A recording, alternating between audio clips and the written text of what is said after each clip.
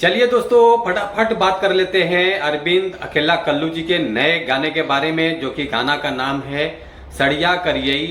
तो आज हम इसी गाने के बारे में बात करने वाले हैं इस वीडियो में, तो वीडियो को लास्ट तक देखते रहें। और जो लोग भोजपुरी बुढ़ हंगामा चैनल को अभी तक सब्सक्राइब नहीं किए हैं वो लोग सब्सक्राइब कर लीजिए। चलिए वीडियो को शुरू करते हैं। आज हम जिस गाने के बारे में आप लोगों से बात कर रहे हैं, फाइनली ये गाना रिलीज हो गया है, वो आगे बात करेंगे किस चैनल से रिलीज हुआ। पहले गाने के बारे में बात कर लेते हैं। गाने का बोल है सड़िया करियई। इस गाने को गाया है अरविंद अकेला कल्लू जी और शिल्पी राज जी हैं, जो कि ये गाना ड्यूएट सॉन्ग है, बहुत जानदार गाना है। और गीत है प्रिंस प्रियादर्शी जी का, जो कि काफ़ी अच्छा गाना है, बवाल गाना है। तो आप लोग इस गाने को देखिए, शेयर कीजिए, सपोर्ट कीजिए।